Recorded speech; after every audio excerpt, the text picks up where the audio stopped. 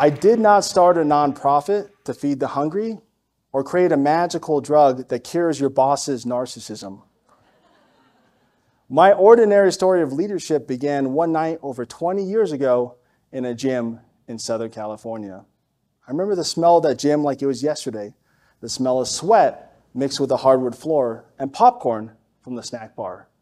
And this night was important for me because it was my true test as a leader, as a captain of my men's high school volleyball team. Yes, guys play volleyball too. Haven't you all seen Top Gun? So that night was also important because we were playing our biggest preseason rival. We lost that game, but I thought I played really well. In previous seasons, when I played well and we lost, I wouldn't be as upset. But this time felt different. I remember the feeling shame and anger as I walked to the bus. And by the time I got to the bus, I had an epiphany into why I was feeling this way. We lost, and it was my fault. As a leader, I was too focused on how I was playing rather than how we were playing. And back then, we didn't have TikTok. How many people are on TikTok, right? We like watching inspirational leadership videos, but I didn't have that back then. So I felt ill-prepared for that moment. But something had to change. So from that moment on, I became the biggest cheerleader on the court and interfaced better with the referees and just did anything I could to help eliminate any distractions to allow our team to play their best. And it worked. We ended up winning a league championship, third in the school's history. And that was my introduction to leadership and my aha moment. Since then, I went on to receive my doctorate with an emphasis on organizational leadership. Yes, it's a real degree, as I have to remind my friends, and have trained and led teams across the world at some of the most prestigious organizations and even served as an acting city manager during the pandemic. And based on my experience in the conference room to research in the classroom, I found that these 3 Ps are paramount for leaders and organizations to implement in a post-pandemic world. We've had 3 years to think different, to think again.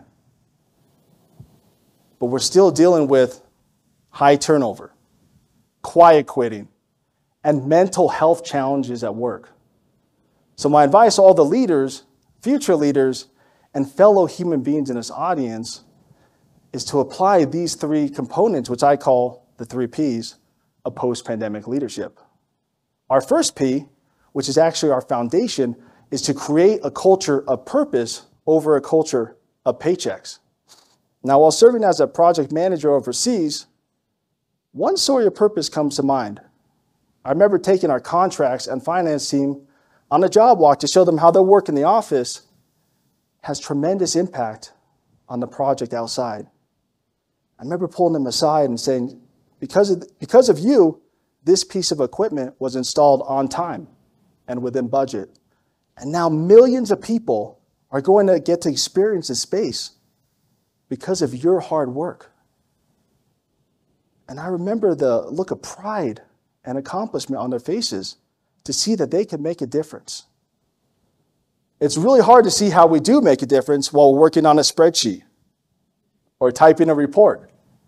So as leaders, we need to take a few minutes, and in my case, a few extra hours to show our teams how their work adds value and impact to the organization. A lot of us got a chance to get off the hamster wheel when the pandemic hit and start thinking, do I really want to go back to my boss?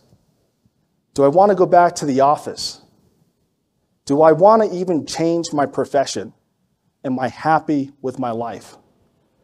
As remote and hybrid work has soared, it's becoming increasingly more difficult to connect to our organization's purpose while working from home. So as leaders, we need to take the time to step away from our desks and home offices to see why we're working so hard to take our teams to meet our customers, IRL, in real life, just for the folks that don't know that acronym, and show them our products and services in action and that their work is making a positive difference in the world. Now, don't get me wrong, paychecks are very important and satisfy our basic needs, according to Maslow.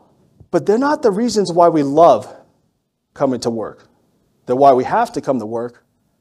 But we love coming to work because we're inspired by the mission and vision of our organization and how we can make a positive difference in the world, whether it be from building a theme park or crafting the perfect latte to make your customer's day, or teaching the next generation of kids to change the world. Our next P, which is our second P, is to prioritize people over profits, or at least as much as profits, right, for the business folks in the audience. So I remember coming home late on a Friday afternoon from work, and I was really excited because today was the day my wife had an ultrasound appointment. I couldn't wait to see the latest photo of my baby boy. But as I walked through the kitchen and into the living room, I saw my wife sitting on the couch. She had a serious look on her face. Now, my wife, who's a lot stronger person than me, and even encouraged me to tell this story, looked vulnerable, yet stoic, all at once. And she told me that the doctor found some early signs of what could be a long list of challenges that our son might have. And when she told me this, my whole world exploded, right? But I felt terrible that she had to go through this alone. I attended every ultrasound appointment up until this point, and they all went fine. So why now? After a very long weekend with Dr. Google and WebMD, as a lot of us probably have done, I got to work on Monday morning and was a complete wreck, as we would think. And I walked over to my boss's office and told her what was going on. And this was what her reaction was. We're here for you. We got you. And I just felt so relieved. And I felt so grateful that she showed compassion. Empathy is great, right? Because you put ourselves in someone else's shoes, but compassion is by actually helping someone. And she said, I need to attend every ultrasound appointment moving forward, even if we're busy back in the office. And the good news is my son is a happy and healthy 9-year-old. It was really a relief, but I'll never forget the compassion that my boss showed me that day. And I worked even harder for her and poured my heart into each task because I knew that she cared about me as a person. So leaders, how many leaders are in the audience? If you could show me, raise your hands. Excellent. You have a phenomenal impact on the lives of the folks that you lead. Out of managers, doctors, and therapists, who do you think affects our mental health the most? Managers, yes. If you guess managers, you guessed correctly. And according to the same study by UKG, they found that managers have the same impact on our mental health as our partners and spouses. Wow, right? But yet, according to the Center for Creative Leadership, almost 60% of managers don't receive any training when they're first promoted. That's like handing the keys to a brand new Porsche to someone without a driver's license and saying, good luck. So we need to train and promote our leaders who care about our staff and lead to each person and situation rather than a one-size-fits-all approach. So we work approximately 90,000 hours in our lifetime. 90,000 hours. I know it sounds like daunting, right? How do you want your 90,000 hours of work to affect your life and your role as a parent, as a spouse, as a friend, as a family member, heck, as a neighbor? So to all the leaders in the audience here tonight and the future leaders, you have this amazing opportunity to help enrich the lives of the folks that you lead. But it's up to you to take that step. Our last P tonight is to prioritize productivity over punching a clock. What defines productivity to you all? Hours worked? Customers helped? Students taught? The basic definition of productivity is how efficient we are with our inputs, it's our resources, our time, our efforts, versus our outputs, what our results are. Being that it's October, I want to talk about trick-or-treating on Halloween. I love Halloween. And I remember growing up as a kid, productivity equated to one word on Halloween. Candy. I heard it over there. That's right. And I remember when I was a 6-year-old, I had my little jack-o'-lantern bucket, and I thought I was being super productive by how much time I spent outside trick-or-treating. And I remember going home and dumping my little jack-o'-lantern bucket out on the carpet and counting how many pieces of candy or boxes of raisins that I would end up with. You know who you are. But I got tired of running out of candy the first week of November. Sometimes because my parents ate my candy, which I now do to my boys. So I started implementing strategies and tactics to maximize my candy, my outputs, while minimizing my efforts, my inputs. So some of the tactics my friends and I used were to go to apartment complexes. This allowed us to reduce our transportation time walking, and also allowed us to trick-or-treat to a lot of places at once within a close proximity. Also, we went to neighborhoods that had king-size candy bars. Y'all remember that street, right? Maybe you live on that street. And lastly, timing was crucial. If you start trick-or-treating too early, people aren't home from work yet. And if you start trick-or-treating too late, let's say after 8:30 p.m. or stay out too late, people turn off their lights. You know that's you. Just kidding. Run out of candy, or they would tell me to get off the lawn. That was only 1 or 2 people. But these strategies were so effective that we went from our little jack-o'-lantern buckets to pillowcases. And I remember getting home, dragging my pillowcase and dumping it on that living room carpet floor again, and my piles turned into mountains of candy that would last me and my parents through Thanksgiving and beyond. And the same approach applies to the post-pandemic new world of work. Productivity isn't by measuring how many hours we spend at our desk, or how many keystrokes we type, or taking pictures of us to see if we're actually working, or attending those useless meetings. That is a jack-o'-lantern approach, similar to when I was 6 years old.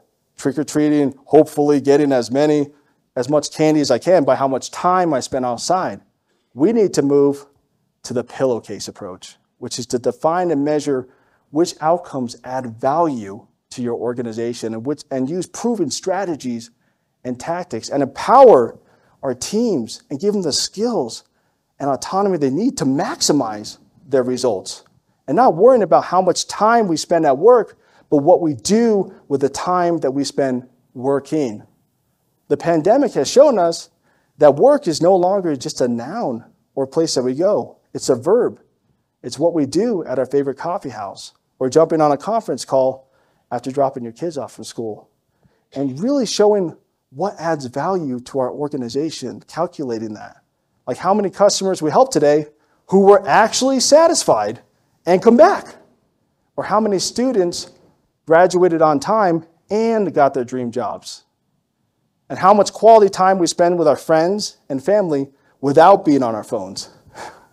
So all the managers and employees in this audience, I want to ask you this question. Do you end your workday with a jack-o'-lantern or pillowcase of productivity and meaningful results? I'd like to close with one last story. It was the fall of 2016, and I was working on a project in Los Angeles. Being that it was Los Angeles, I'd have to leave my house at 5:30 in the morning to avoid an extra hour or sometimes 2 of commuting time, and would usually get home around 6 o'clock at night. Now my son, who I mentioned earlier, was just starting to talk, and he said, "Dad, how come I don't see you anymore?" And to all the parents in the audience who have heard that question, it's completely heartbreaking. And that was one of the key drivers for why I started my company, was to have more flexibility to spend time with my family. So in 2020, a lot of office workers got a taste of what I was chasing. Less commuting, or maybe coming to Tahoe. More time with our loved ones, and more time to focus on our physical and mental well-being. So as we've exited the pandemic, leaders and organizations need to think again by instilling a culture of purpose and showing us how we make a positive difference in the world by connecting our daily tasks to organizational impact, by prioritizing people as much as profits and promoting and training leaders who care about their staff.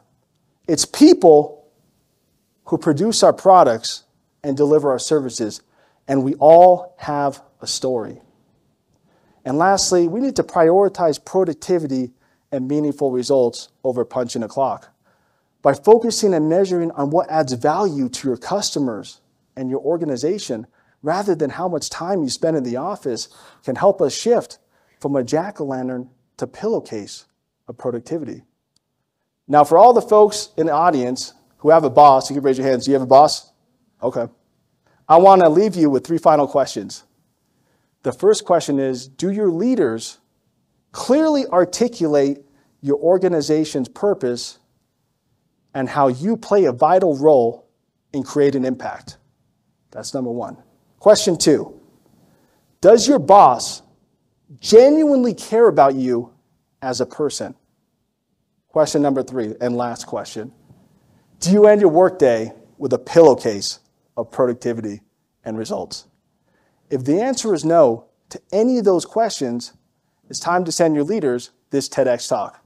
Thank you so much for your time, and have a great night.